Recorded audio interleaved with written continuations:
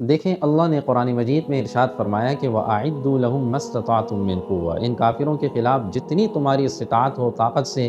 خوب تیاری کرو۔ ابھی حال ہی میں آپ نے دیکھا کہ امریکہ کے صدر نے کھلے عام ایک ملک کے صدر کو اس کی اہلیہ سمیت اٹھایا، وینزویلا کے صدر کو، اور کھلے عام آپ یوں سمجھیے کہ ایک عام بندے کو نہیں اٹھایا گیا، ایک ملک کے صدر کو اٹھایا گیا۔ اور ان کی یہی فورس جس صدر کو اٹھانے کے لیے گئی، یہی فورس غزہ میں 2023 میں گئی، اور غزہ کے ان تمام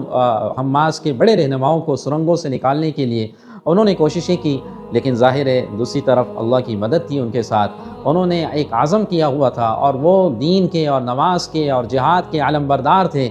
لیکن جب وہ وہاں پہنچے تو ان کو مزاحمت کا سامنا کرنا پڑا، پسپائی ان کو اختیار ہوئی، اور واپس ذلت اور جو ہے وہ اپنی ذلت اور شکست کے ساتھ ہی واپس لوٹیں۔ ملک پاکستان یہ اللہ کی بڑی نعمت ہے، اس ملک کے اندر افواج یہ اللہ کی بڑی نعمت ہے۔ یہ افواج کا ہونا اور جس انداز سے اس ملک کی دفاعی اور اس ملک کا جو ہے وہ ہمارا مدافعت والا نظام یہ قوت ہوتا جائے گا، اس سے ہمارا ملک مضبوط ہوگا۔ آپ اس ملک کے صدر کا حال دیکھ لیے، جب وہ اس ملک کے صدر کو اٹھا لیا گیا تو عام عوام کی بے بسی کا تو کیا عالم ہوگا۔ اس لیے ہمیں اپنے وطن کے لیے بھی دعائیں کرنی چاہیے، اور ایسے کھلے عام دہشت گردی کرنے والے، کھلے عام دنیا کو ڈرانے والے، کھلے عام دنیا کے ہر ملک کو جو ہے وہ ہر طرح سے دھمکیاں دینے والے، اور یہ پھر کہتے ہیں کہ دہشت گرد وہ ہیں۔ آپ خود ہی بتائیں گے کہ دہشت گرد اس وقت کون ہے، کون دہشت گردی کرواتا ہے۔ اہل غزہ کو اپنی دعاؤں میں خصوصی یاد رکھیں۔